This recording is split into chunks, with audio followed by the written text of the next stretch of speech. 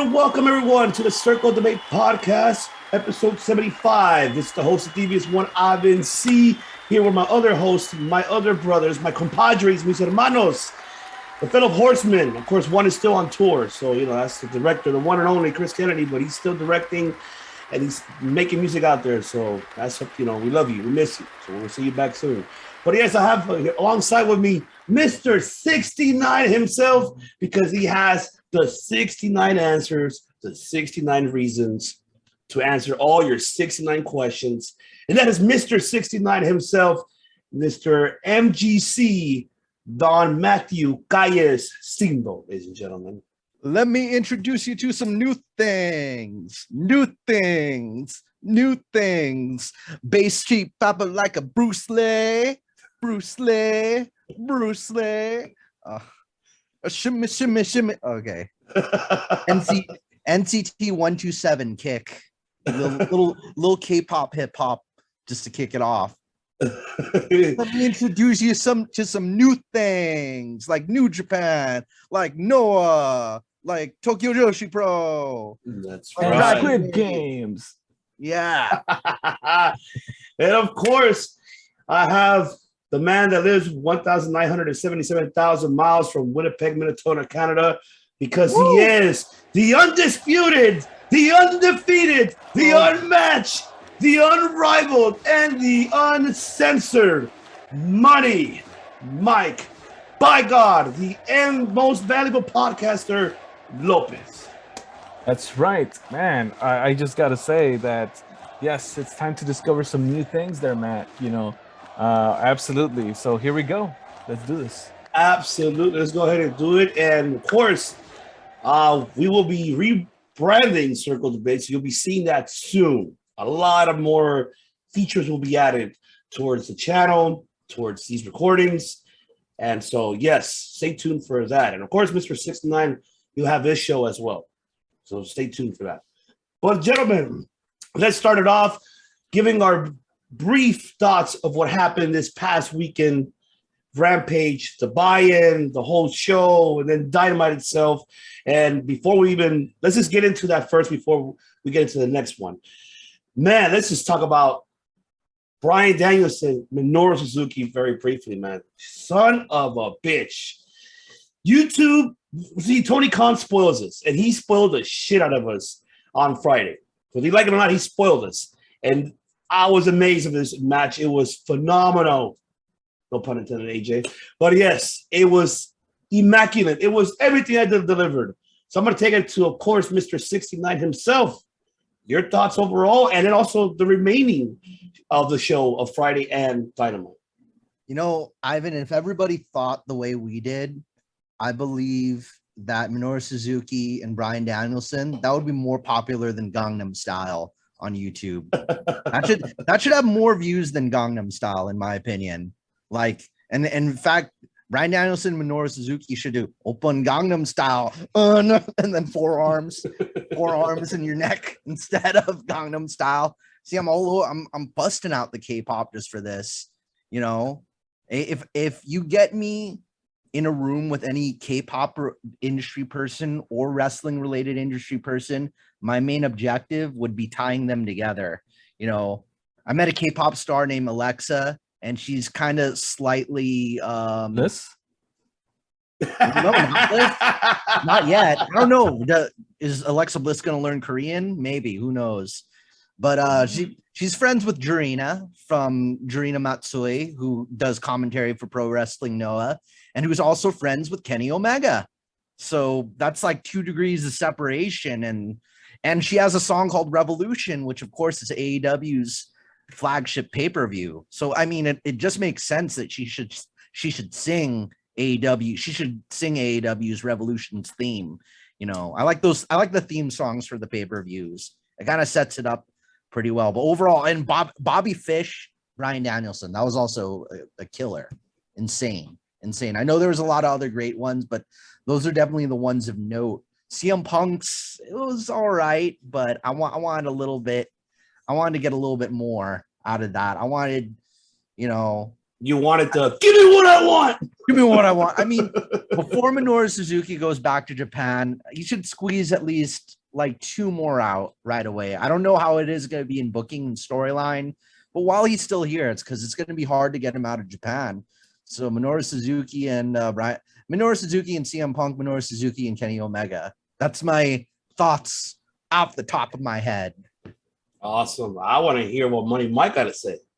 So I mean, come on. I don't have a wrestling company. I don't.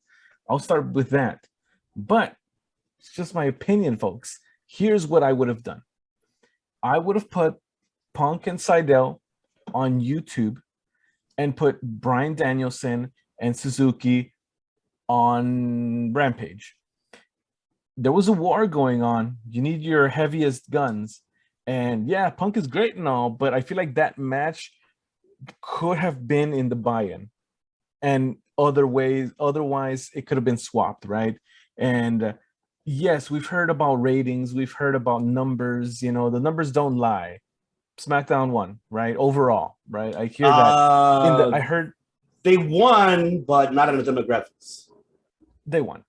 In the demo, which is what Ivan's mentioning, which is only one section of the crowd, which is probably the most important section, right, of the age group. Then yes, AEW won, but wouldn't you want an overall win, Tony Khan? Right, an overall thing. So I definitely think that had it been Suzuki and Danielson on Rampage, that would have kicked it up. Definitely, for sure. More up. More numbers would have been up there. Especially, my goodness. Okay, I have to know. Do you guys think he got knocked out with that elbow?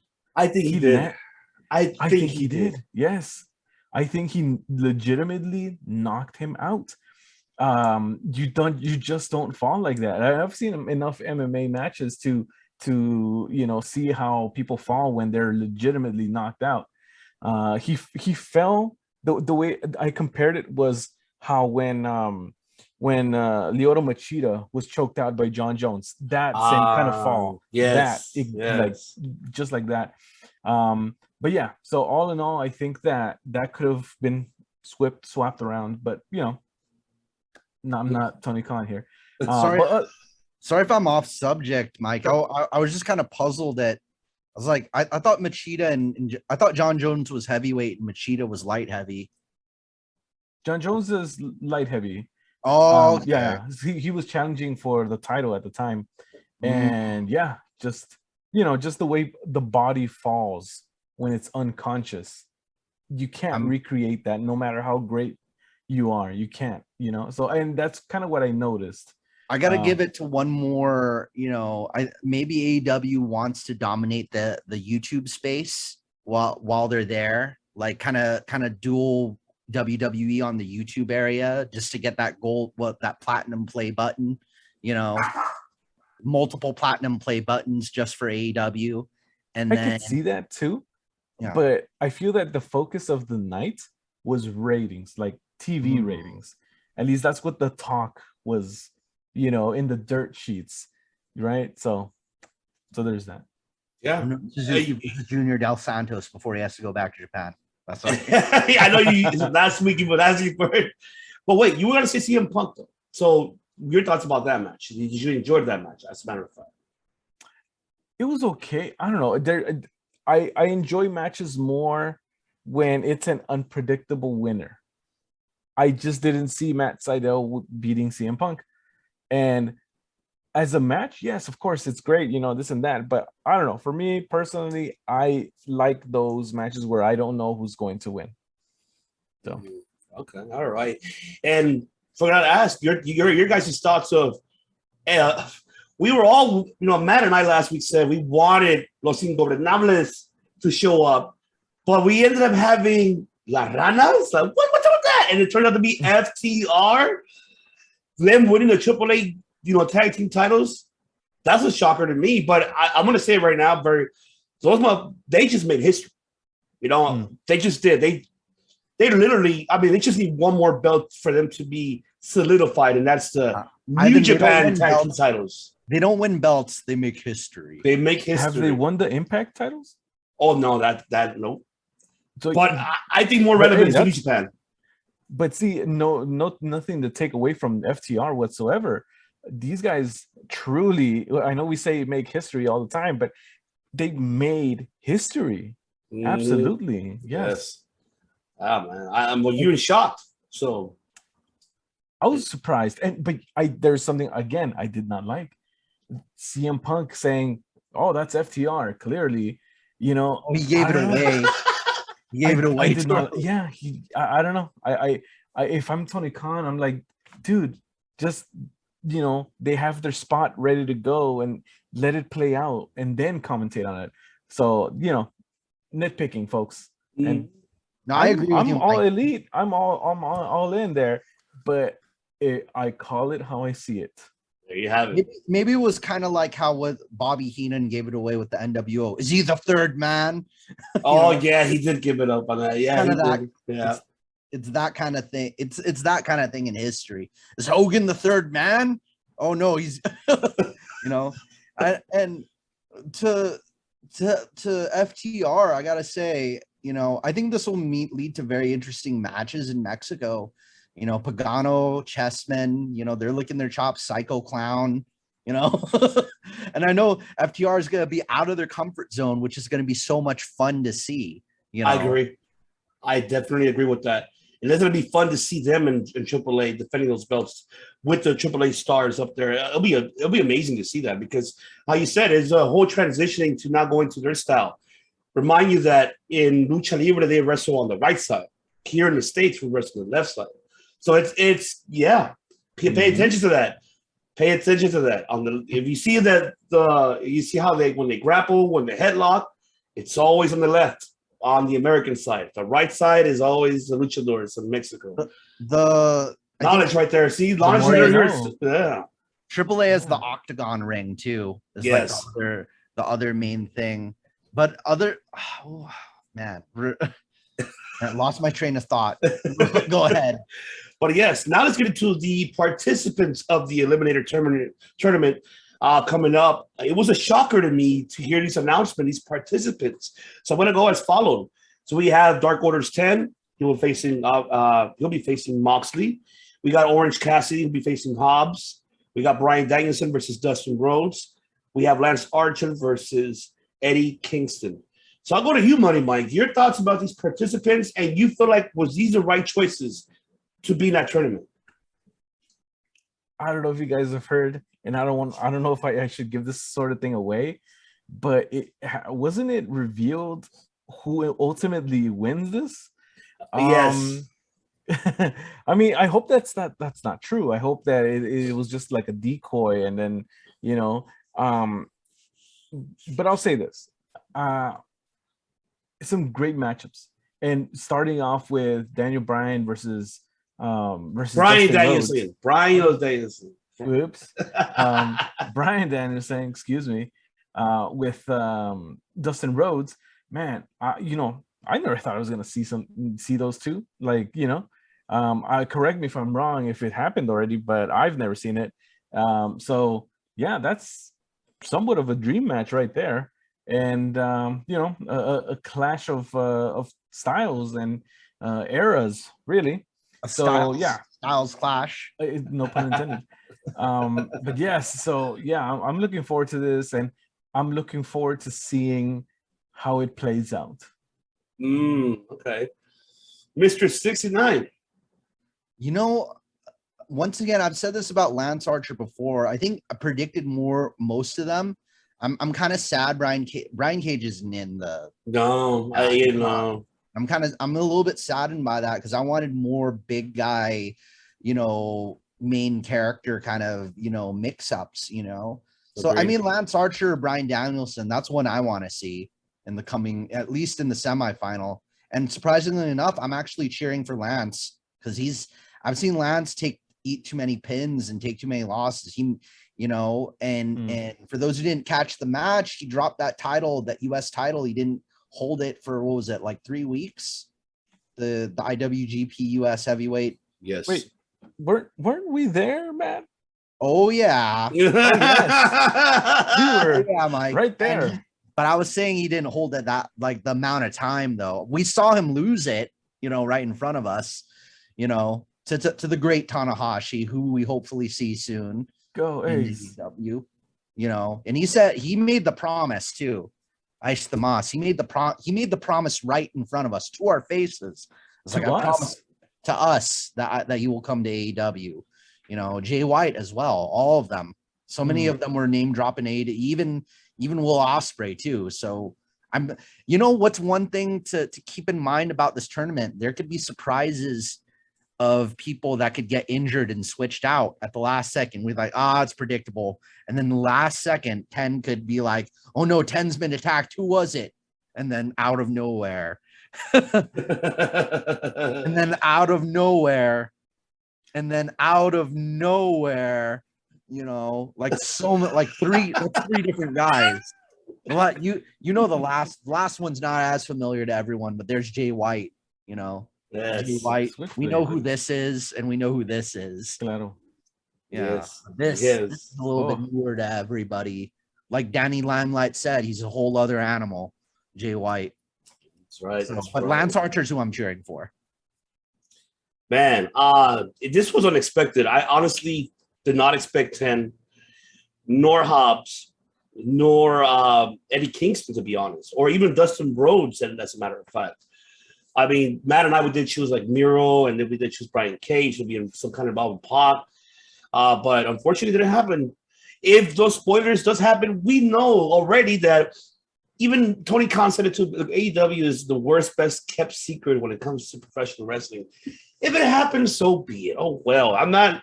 Like I said, I'm okay with it too. I'm not defending AEW at all because I know WWE does it most of the time. But here's one thing to clarify: we here, and then also as fans, we love professional wrestling overall. We watch everything as much as we can. Yeah. People that does spoilers about what happened in WWE, those are the ones who should be getting shit on, not Tony Khan, because I have my notebook here, and then you want to zoom in, and then there you go. Who cares? I mean, fuck it. You said, Mike, it might even go to the point that it's not even going to happen. It might he might switch it. That you never know. So I'm looking forward to seeing how the outcome, if it does come down to Bryan Danielson, I'll be happy. I will be not mad about it. But the biggest question, who would he face though? Would it be Adam Hangman Page or Kenny Omega? See, we cannot predict that match. So we don't know what will happen there. So I know who I want to win though. Yeah. I want Adam Hangman, of course. It's about his time. Same. Because Kenny's already held it longer than anybody else. Mm-hmm. I'm kind of not in the mood for an Okada style reign, because Okada held the IWGP Heavyweight title for like almost 3 years, or it was like 3 or 2 years. It was like 2 years and a half, about so. Yeah, Nick Aldis's was also kind of like a long one too. And I'm glad that he lost to the Trevor Murdoch, well deserved. So I'm glad he's doing a phenomenal job too. We'll get into that. All right, let's get into the preview though for Rampage and for Dynamite. Friday obviously is later on tonight, ladies and gentlemen. You'll be seeing this Friday, of course. Rampage will horse the first rounds of the tournament. Orange Cassidy versus Hobbs, Andrade Pac 2, Britt Baker versus Anna Jay, and of course they're going to reveal the revelation of the women's TBS bracket tournament. Who's going to be the participants there? So that's another one here, gentlemen, that I'm going to have to ask you. But who do you feel, or who do you think? Yeah, you see, love. Oh yeah, she got mad. That should be in this tournament. And the biggest question is it an 8-man tournament, of an 8-woman tournament, excuse me, or a 16-woman tournament? That's the one biggest question that I have. Are they going to do what they did with the Cup, or Japan involved as well? There's so many possibilities that we do not know what could have happened. Quick reminder: Ryo Mizunami, who won last time, she's here in the U.S. right now. Yes. Like she posted on her Instagram. She's on the beach hanging out with all the other wrestlers, and she was just on Dark. Yes. Here's a You guys ready for a curveball? Mike, I know you want to catch this curveball. Hold on, I'm reeling up. Okay, here we go. Have your mitt. You got your mitt ready? Here's my curveball.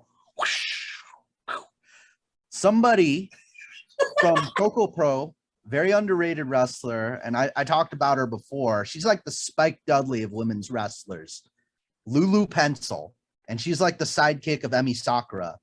Like her whole thing is like she's the skinniest. She's skinny like a pencil, and she dresses like like Ness or Mario, as her style. And her name is Lulu Pencil. Lulu Pencil, because she's as skinny as a pencil. Okay. And she wears, and then she has a magic. I think her hat gives her powers too, or something like that. And she's here. I think she's accompanying Emi Sakura to the ring on Dark. And she also has a lot of matches on Choco Pro, which you could watch on YouTube by all means. Her match with Chris Brooks is pretty cool. If you want to see a very interesting intergender match, they have a lot of really cool. Like Choco Pro has a what do you call it? A grappling, like a hook that you hang people off of. What do you call it? Like a hook that goes from this way to this way. And they like to hang wrestlers onto that hook with their tights in Choco Pro matches. And there's a hook. It hangs from the ceiling. I think even Hikaru Shida was put on that hook at one time. Like, here you go. You're on the hook. You're off the hook. So who knows? So Lulu Pencils, there's a sidewinder. There's a dark horse over there. She's my dark horse for that tournament. Okay. All right. I mean, yeah, like I said, I don't know what's going to happen with this tournament. So I'm a money Mike. What do you feel? How should they book this TBS tournament for the women? I mean, it's interesting because, okay, yeah, Britt Baker has her stuff going on, and are you going to put Thunder Rosa in this tournament, knowing full well that she's got something boiling up in the future with Doctor? Because we have what, Money Mike? What do we have? We have ranking the awesome, delightful, the delicious rankings. It ages better with age, of course, and really, you could look at anybody in the top 5, and honestly, you could put them in that tournament. So I'll go ahead and I'll make a bold prediction here that Ruby Soho is going to be the first TBS champion. Destination known. Yeah, you know what? I am with you on that. I'm gonna have to go with Ruby Soho, even though I know it's gonna hurt the homegrown, like Tay Conti, Penelope Ford, the Bunny. Even though Bunny's not much homegrown, she's more from her Impact. But I would say more like Jade Cargill too is another one. I still feel like it's too soon for her. She's still progressing. So my heart is still opening little by little for her. It's going to take her time for her to develop more in-ring abilities. She has the mic skills. She got a charisma. I'm not knocking her at all for that. But her in-ring is a problem. I got another curveball for you guys. This is kind of interesting. Ivan, you want to catch this one? Let me reel up. Oh, I caught it. And it was a beer. So I got to say this character, with what's going on with Hikaru Shida, she's definitely a way different Hikaru Shida from before. Cutting her hair, different outfit. She's going heel, is she? I gotta say she's like I call her fallen Hikaru Shida right now. If she's not a heel, she's got a chip on her shoulder, the biggest chip. And I might eat it if I could dip it in some ranch dressing. But but she's definitely got a chip on her shoulder. And named Serena Deeb, and there could be a lot going on with that spilling into this, because it's just her 50th win that she lost away from or something like that, and other than that, Hikaru Shida, just because of her history with the company, I think she's probably earned that. Who knows? We could probably get a good drag out series, a good rivalry between Soho and Shida. Could probably bounce back and forth between the two. Once again, it's the secondary title. So even if Ruby Soho wins, it doesn't mean she's gonna hold on for it for a long time. Yeah. Because the world title is the one you can't hot potato, but this lower one, because the TNT, they moved that around. So the TBS, they can move a little bit more around with that and build up a lot of people with it. They can, but I don't want it to be that way. I think I'd rather to have it more like a legit, like a IC women's belt for it, and make it more prestigious for it. I'm not saying to make it better than the women's championship, the AEW, but I'm just saying put it up to par to that level. And I don't disagree with having different challenges for it, but not different champions 1 month here. No WWE bullshit that way. No, I don't want to. It's not got a hot potato, but not a 24/7 title. No, no, we don't want to see that. But it's difficult because, like I said, the fact is that you have homegrown talent like who I mentioned, and also I forgot to mention Nyla Rose, another one there. She could be one of history, becoming the first ever former women's champion and a TBS. That she can make history there too. It's until we find out who's in this bracket, then we'll definitely give you might get a surprise from Riho. That too, maybe so. And you mentioned Mia Rizunami as well. That's another one too. So it's the possibilities are endless of what will happen. But we will discuss that on 76 once we find out who is in that women's bracket.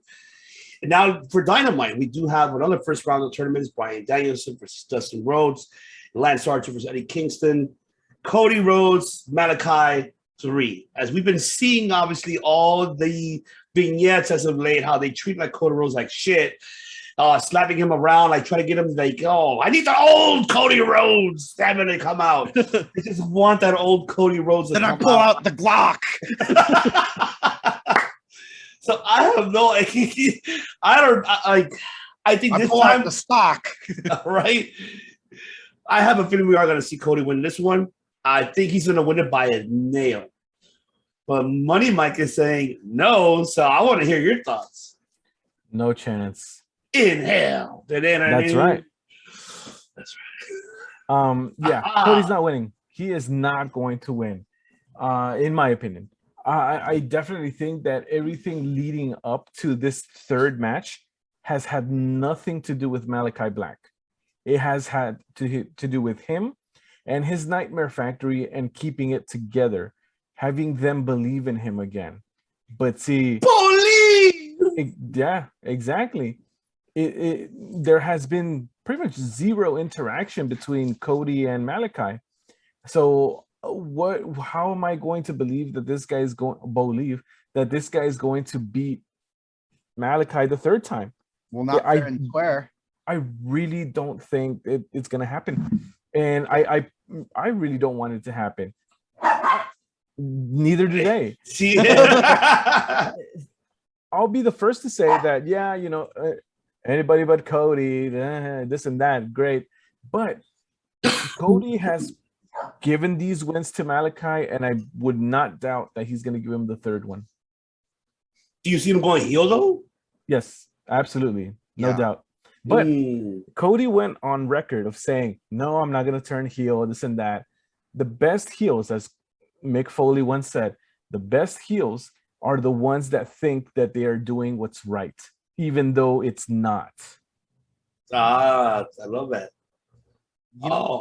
You know what? Kind of what you're pointing out, Mike. I was kind of thinking it could go one of two ways, because Cody could win, but not fair and square. I don't, because I need like brass knuckles, a chair, or a guitar. I'm getting. I'm pretty sure Elias to AEW confirmed. He doesn't have to say anything. They don't have to. Nobody has to know yet. They can keep this one pretty much under wrap. But I'm pretty sure Malachi is going to have a good taste of guitar tone wood in his mouth. That's a possibility, when Cody turns heel, just immediately, oh my God, it's Jeff Jarrett. You've been wanting Jeff Jarrett forever. He's on the contract with WWE. He's not going anywhere. I thought he wasn't. Well, it's the legend. Remember, the Legends contract allows you to appear in more places because Bret Hart was at Double or Nothing. Yes, but he's an agent. He's not in a Hall of. He doesn't have a Legends contract. He's a producer. He's a backstage role for WWE, so he ain't going nowhere anytime unless he asks for his release. Then go to AEW. I mean, if AEW's in Nashville, we could hear a different story, But I think the other thing is like what I was getting at with the one of two ways is it could either be the Nightmare Factory's turning on Cody or Cody's turning on them. And there's gonna be Cody's, his pride is such a big part of him that he's gonna want to cheat to get through this. Brandy's gonna bust out a taser or brass knuckles or something. It's gonna be somebody's gonna cheat. Somebody's gonna pop out, and Malachi's gonna lose by cheating. That's the way. I can just say that I'm looking forward to the episodes of Roads to the Top that describe this from behind the scenes. So you're welcome, Cody. You're welcome. Malachi's probably backstage, like he goes into this room. Malachi's busting some good metal tunes. I was like, "Hey, what's going on, Cody? Here, listen to this one album." I'm like, "This album's cool, but we have a match." No, I'm rocking out right now. We'll see, man. We'll see. I cannot wait. I cannot wait till next week. We'll talk about that. Let's get now into New Japan G1 Climax. The moment we've been waiting for. I know, because we see Mr. 69 has 69 reasons why he's going for that reason, and we're going to discuss about it very briefly. Now, this is going to be on the road to Wrestle Kingdom for most definitely. A lot of upcoming feuds that are coming before I even get to the finale of the winner of the Block A and B and the winner overall. Obviously, we're seeing now Kenta's now going, since he lost. Is that coconut rum? That's coconut rum. No, this is sake. Oh, coconut sake. I like sake that. To celebrate, this is especially since we're talking about New Japan. I'm pretty sure it'd be cool if there was like a sake ceremony, because I've seen it in movies where they drink sake and they smash the plate right after. So kind of like we could do a ceremony like that before our next New Japan pay-per-view. That's right. Banzai. Of course, we did see the winner of Block A was Kota Ibushi, who won it, and then which caused Kenta and Zack Sabre Jr. to be out of the tournament, obviously out of the finals.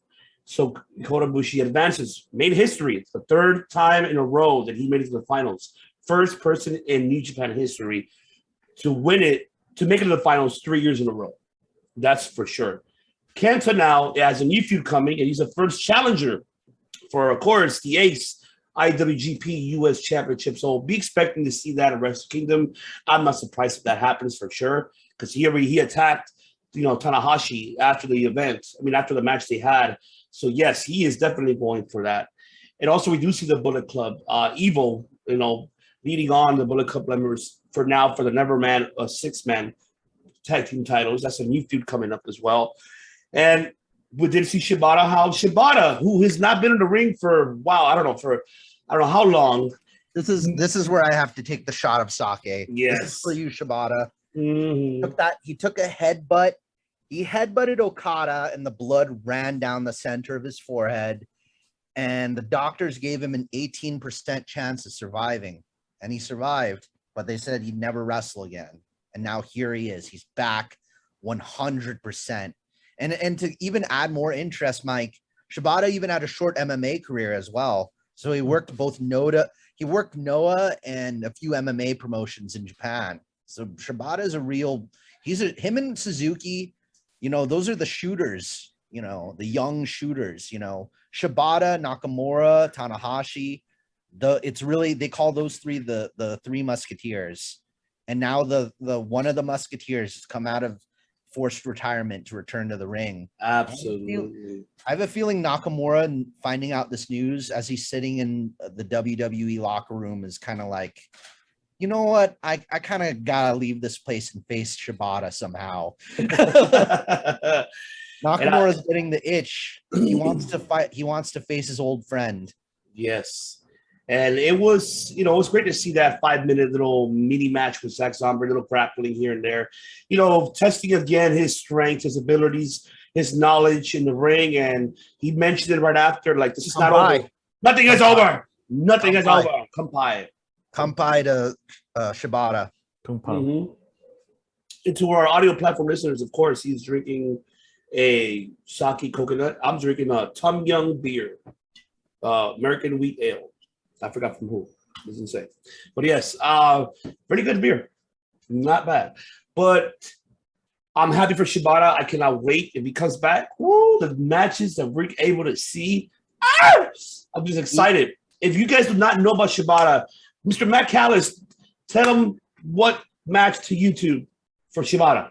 Shibata versus Okada is one. Shibata, they have the full Katsuyori Shibata versus Kyle O'Reilly on YouTube. So that's another big one. That one's pretty nasty.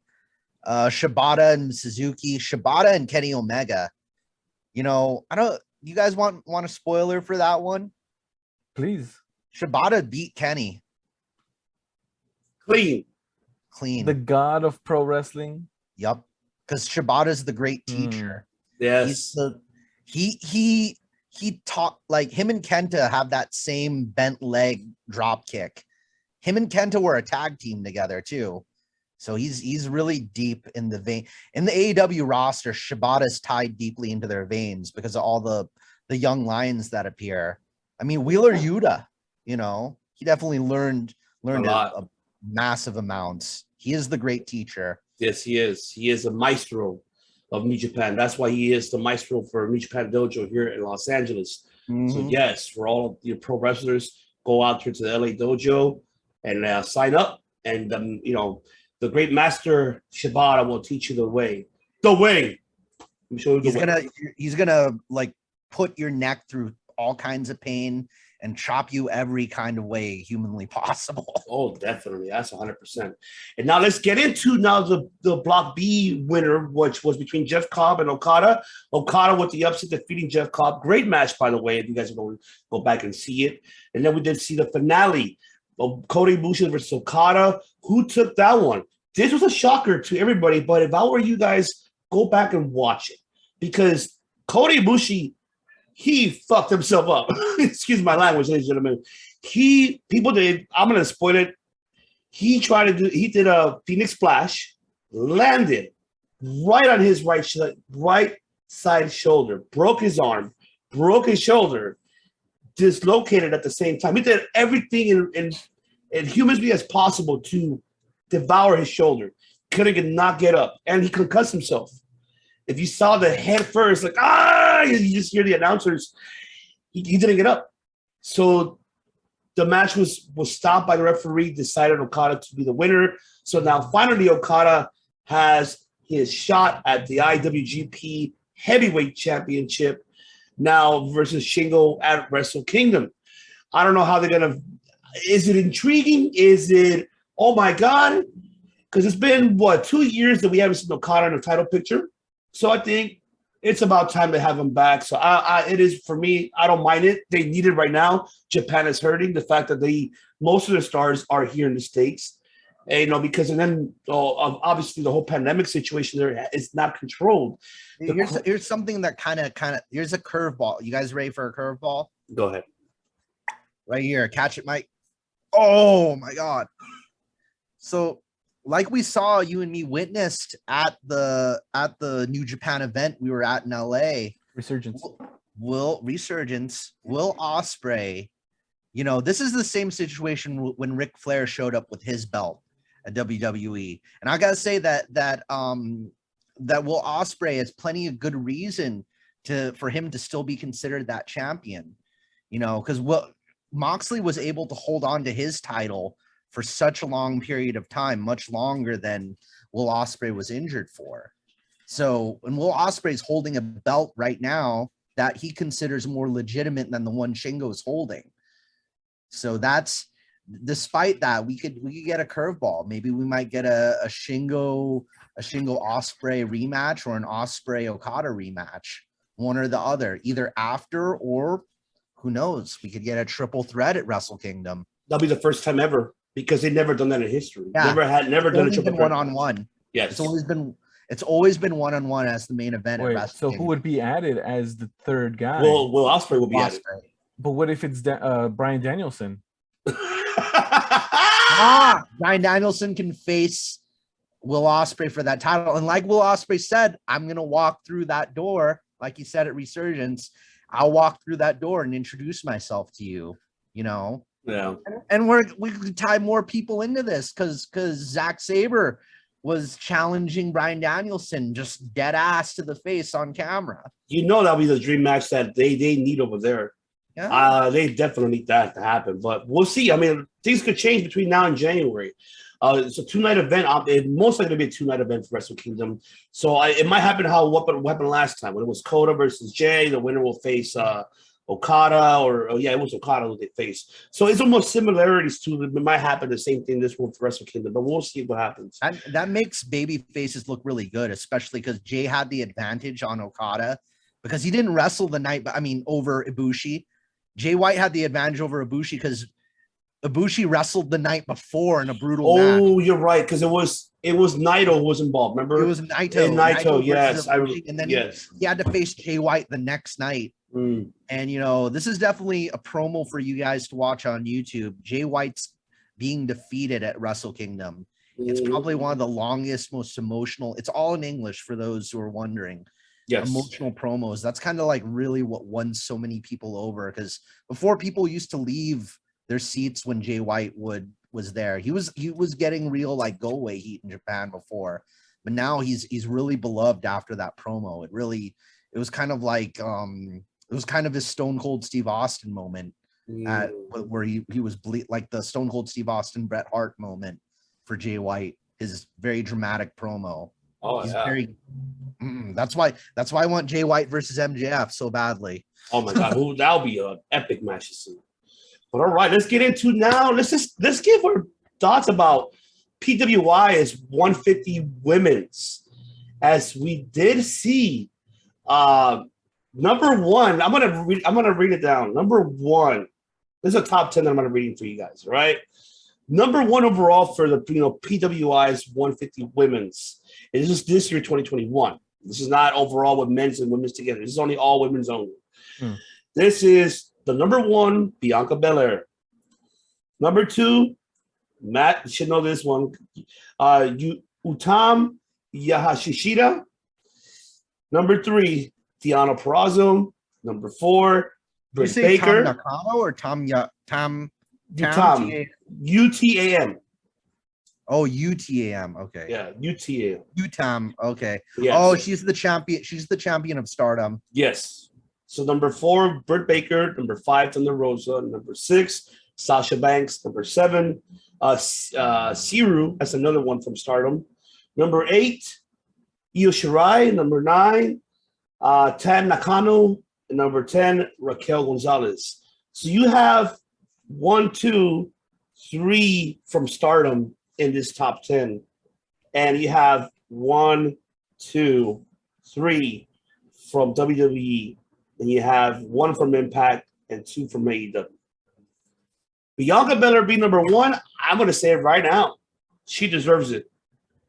She well deserves to be number 1. I am not mad at this list. I'm very happy for her she got it, because she was an underdog of her story overall. When she won the Rumble, when she head to Mania, she made history with Sasha Banks, becoming the 2, African women to main event of WrestleMania. And that's history adds itself that it speaks there by watching it, by feeling it, by seeing it. It's just there. So she deserves to be the number 1 on that top 150 list. Like I said, Matt will probably know more than I am. Like I said, with the number 2 pick, Tom, the champion from Stardom. I'm not really familiar with her work, but give our fans and our audio listeners and our subscribers a little bit of knowledge. But first of all, before you do, give us your thoughts, Mr. 69, about this top 10 women's list. Do you agree with it?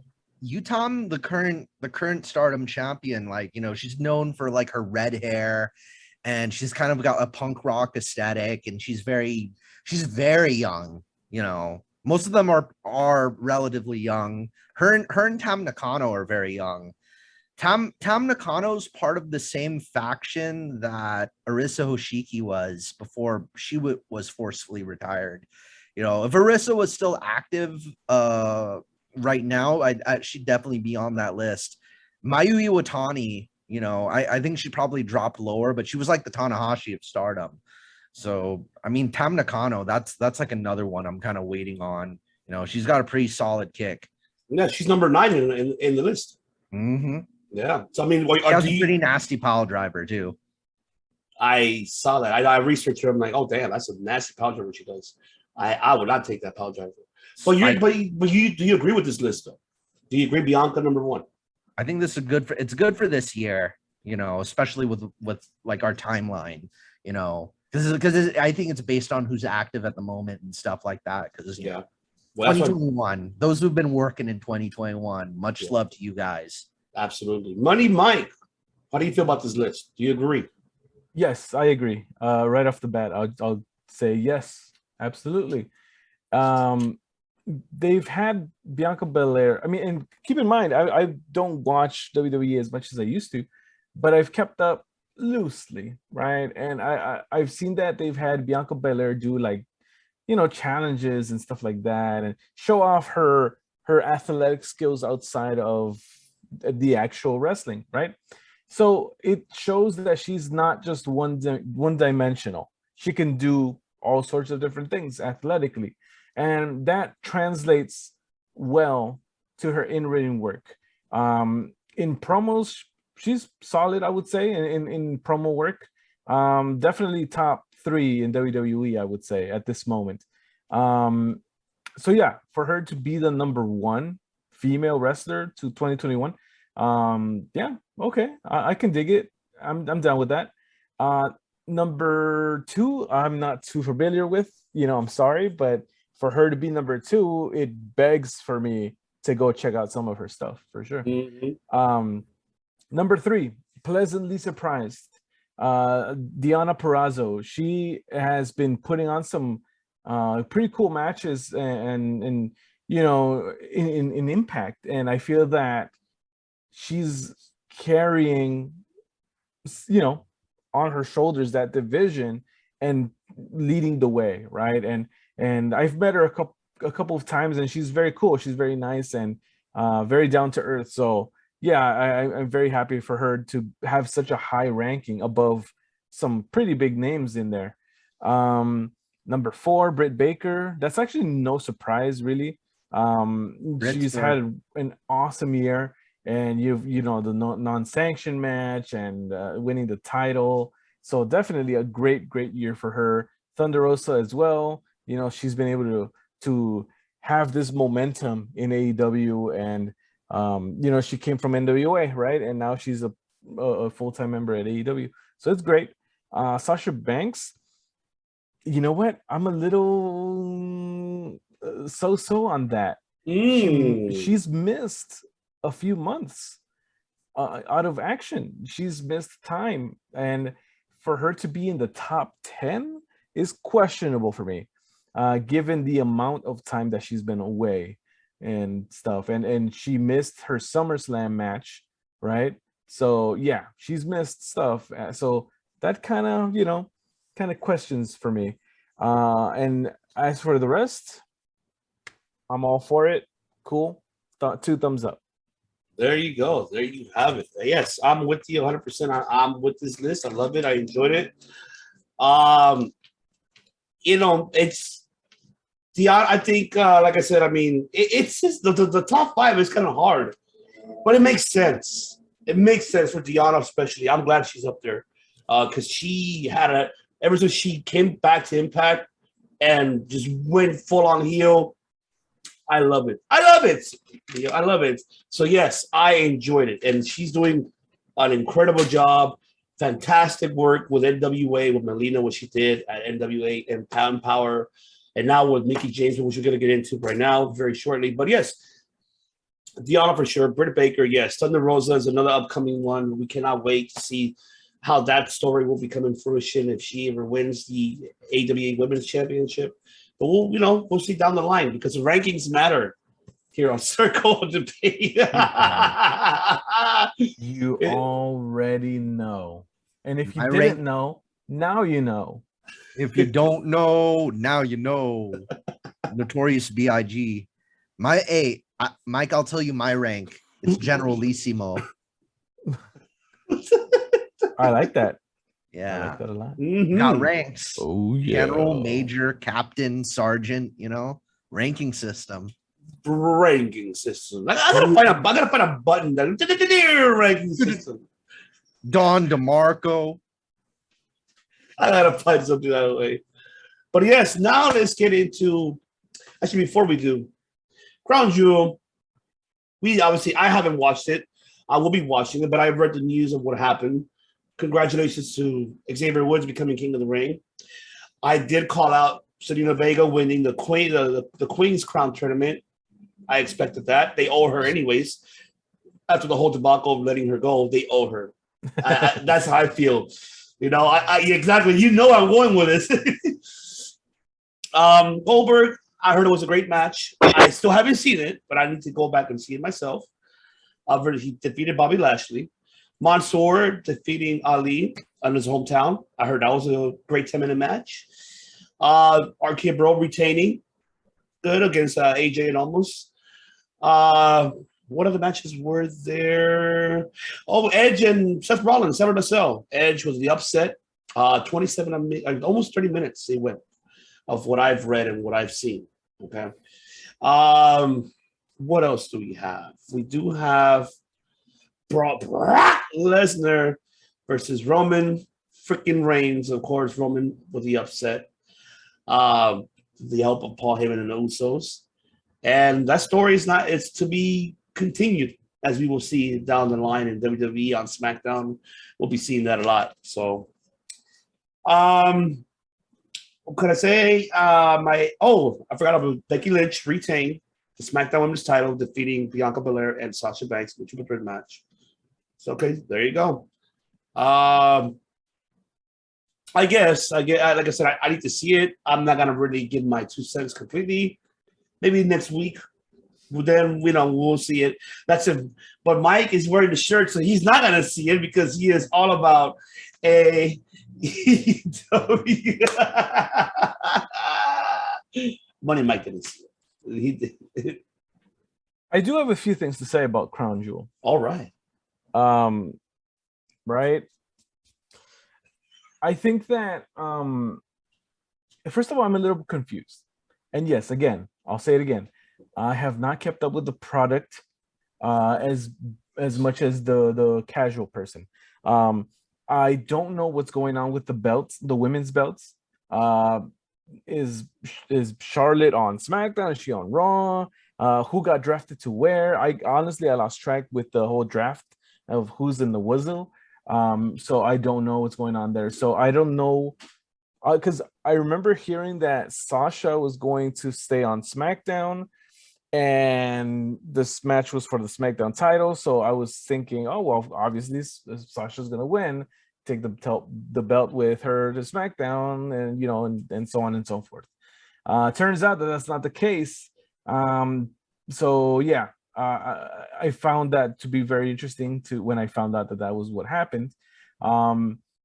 It seems that they're really going with Becky Lynch as heel, so much so as she, to me, it seems like they're giving her the Roman Reigns kind of push as a heel, right? As the dominant force there. So it's cool. It's interesting. I'm not usually a fan of long title reigns, but let's see where this one goes, right? Mm-hmm. Let's see what else. Lesnar and Reigns. I can say I kind of saw this coming, that Lesnar was going to lose, because really, are they gonna give him the title back and then he goes away for a certain time and he's not there consistently?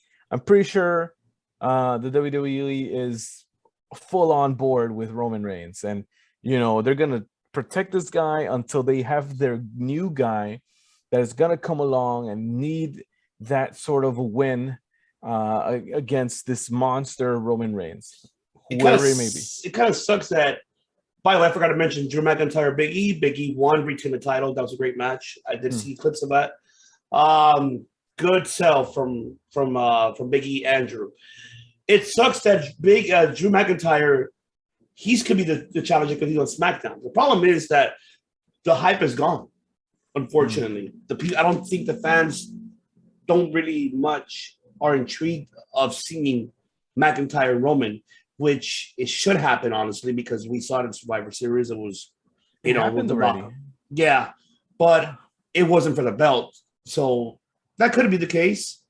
I mean, who else can we see on SmackDown? I mean, there really isn't nobody. There really isn't. They're gonna stick with Lesnar until they find someone, until they build someone. This could have been Keith Lee, damn it, instead of Bearcat Lee. Shit, man. Oh my god. And I'm not disrespecting the history. We're gonna call you Bearcat. Well, they already took off the Keith. Now it's gonna be Bearcat Lee. God. Yes, I know. I wonder if he's gonna in a few months he'll be Honey Badger Lee. Oh no! I just hope we don't hear the Sable song with the whip. I just don't know. Oh my god! I don't want to get into it because that's why we didn't really talk about it too much. Wolverine Lee. Oh my god! Jesus! Why do people still watch this stuff? Yeah. Why do you watch? Why do you people? do that? Why would you do that to yourself? Bad decision after bad decision. Good decisions. Here in Circle Debate, we have to report everything as much as possible. We have to do that worldwide. That's why you see the world, right? The logo, worldwide. We have to go ahead. Oh, wrong W. Never mind. But yes. Now let's get into the final subject of the show, ladies and gentlemen, and that is Impact Bound for Glory coming this Saturday on Fight TV. Make sure you purchase it and stay tuned for that because it's going to be an incredible and an interesting card. 8 matches here we have. I don't know if they're going to have a buy-in or a pre-show. That I do not know. I don't know how they had it set up, unfortunately, but I will break down the card for you all. And that, of course, we do have the finals of the first crown ever Impact Digital Champion, which it's an intergender, it's a mix. Jordan Grace is involved, Tennille Dashwood is involved, Chelsea Green is involved, John Skyler, Crazy Steve, Fabala, who else? That's what I have so far here. I'm not sure who's the participants. So first ever digital Impact, champion. All right. So I'm pretty sure Cardona had a lot of input because he was the first internet champion. So of course he's gonna have the input of that. I'm not mad about it. I'm actually really some curious to see who's gonna win that one. And we have Heath, not Heath Slater, but Heath, and his partners of his choosing versus Violent by Design, Eric Young's crew. Question if his Rhino's still in there or not. We don't know. A lot of things has been questioning for Rhino. Is he still with Heath or not? So it's so very questionable. And of course, we do have a 20 or 21 man battle royal call your shots match. The winner of that will be getting a title shot for the Impact World Championship. And of course, we do have the Good Brothers defending the Impact Tag Team titles versus Finn Juice, which is David Finlay, of course, and Juice Robinson, and the Bullet Club, which is Chris Bay and Hiku Leo. Triple threat, for the tag team titles. So looking forward to that. And of course, the women's knockout tag team titles are on the line as the KS, Havoc, and Rosemary defending the Impact tag team titles versus the debut of not this anymore, so their inspiration, of course, which is Jessica McKay and I forgot her real name. The other one, Jesus Christ, I believe. Cassie. Cassie, there you go. Cassie. But yes, they will be debuting on Bound for Glory, so I'm looking forward to seeing that. And we do have the vacant X Division Championship, because remind you that Josh Alexander chose option C, dropping the belt to go compete, which I'll talk about very briefly. We do have Trey Miguel versus Steve Macklin and El Fantasma on a triple threat match for the vacant X Division title. That match is going to be interesting. And you have the women's knockout world title, the Deonna Perazzo defending the championship versus Mickie James. And the main event of the evening, as we have Christian Cage defending the Impact World title versus the walking weapon, Josh Alexander, which he dropped the belt, the X Division title, to get the title shot. I wish I could have been title for title. But unfortunately, of course, you want to make the product more prestigious than what it is. So I agree and respect him dropping the belt to go for the main championship. Gentlemen, are you excited for this Saturday's Impact Bound for Glory coming up? Because I heard there's a lot of these surprises that we don't even know what will happen or who will show up or who. We don't know. So I'll take it to you, Money Mike. Your thoughts about the card? Yeah. Impact has assembled quite a cool card here. I'm looking forward to definitely the main event. I want to see what happens there. It's the first time I hear of Option C. I don't know how many times it's been done before, but it's a pretty cool concept in my opinion.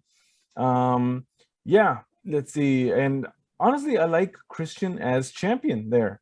I feel like he's a great fit, let's see.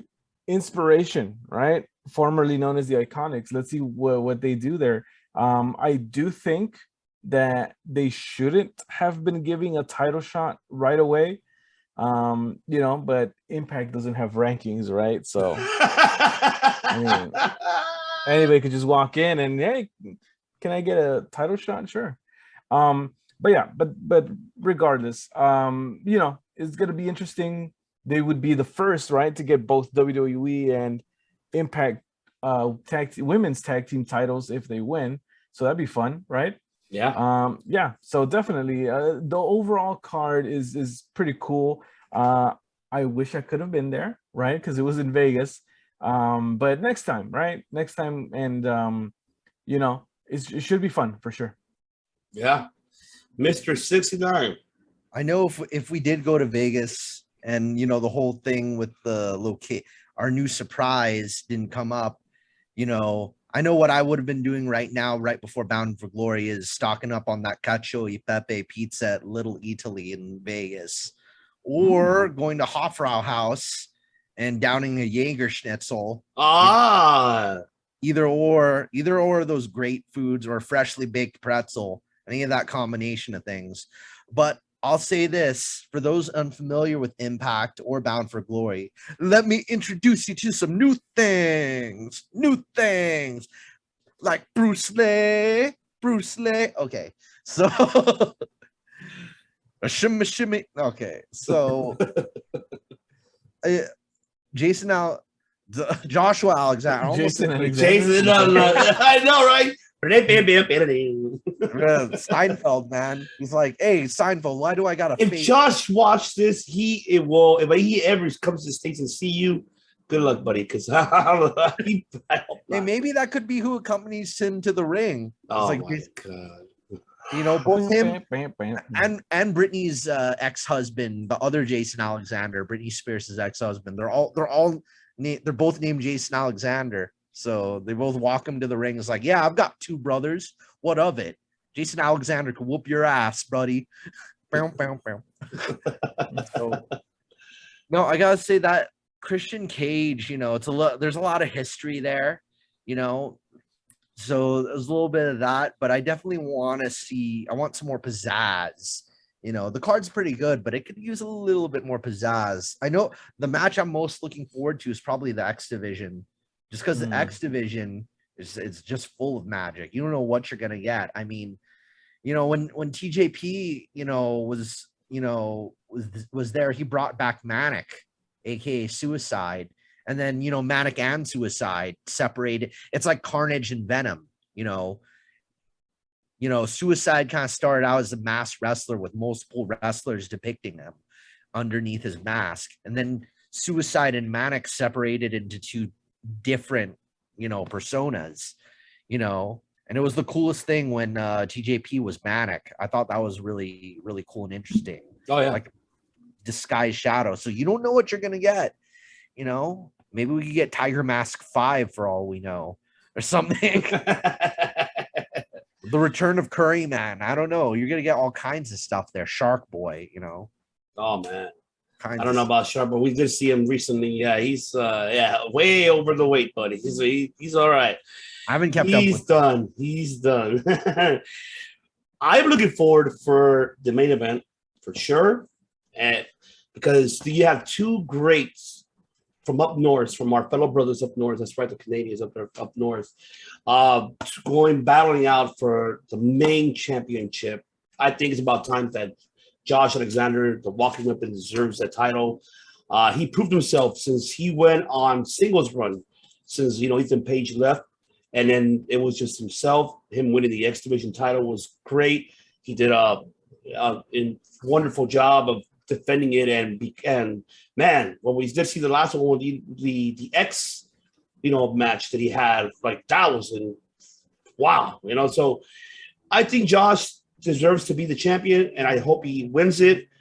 This is more like passing the torch for me. So that's how I've always that. It was my other brain. It was your other brain. Next level consciousness. Next level consciousness. So I'm hoping Alexander wins, but the one that I feel that could steal the show on this, and I hope it does, is Mickie James and Deonna Purrazzo. I'm hoping that match delivers that we all expected, because this feud has been starting since before Empower, but she was getting it ready, and I'm excited. Yes, I'm excited, and to see Mickie James win it, I will not be mad. I will be happy to see that. Not that I don't want Deonna to retain, because I love Deonna as a champion as well, but I feel that they will deliver 100%. I have a feeling they're going to deliver that match. And I hope they steal the show. I'm, women's power all day. I'm always about women all day, women's wrestling. I support it 110%. But I hope they steal the show overall.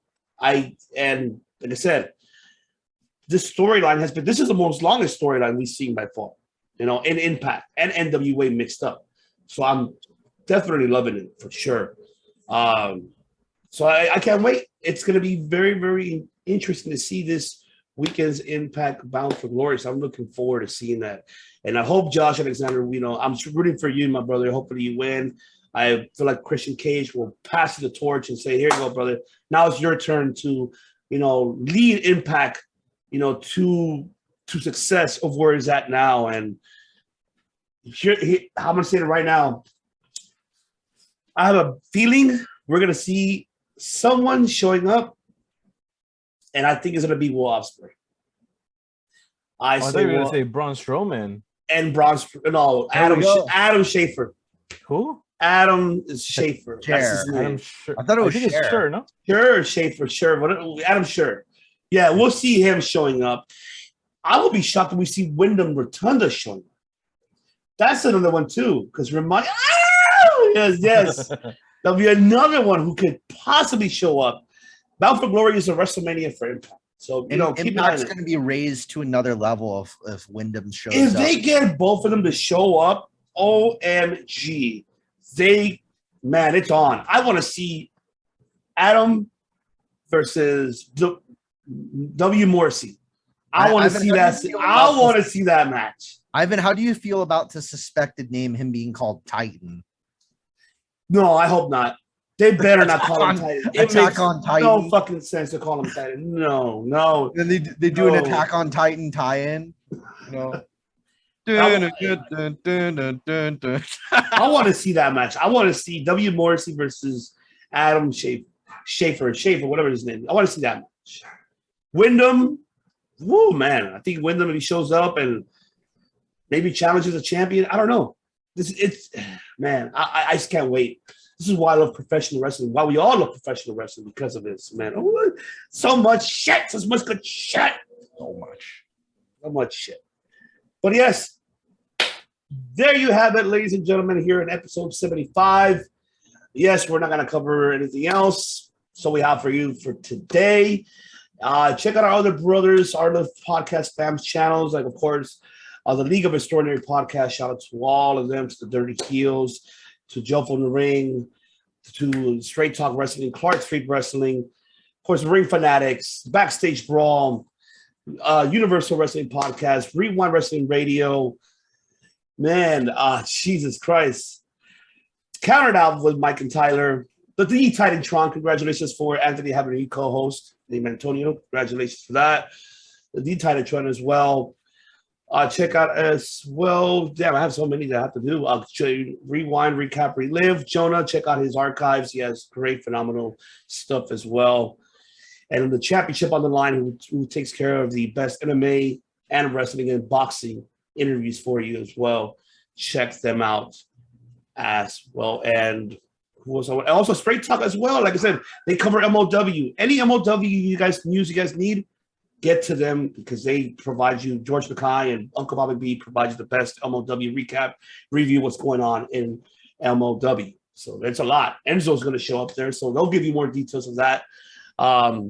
But yes, and if I forgot anybody else, I apologize. I love you guys all.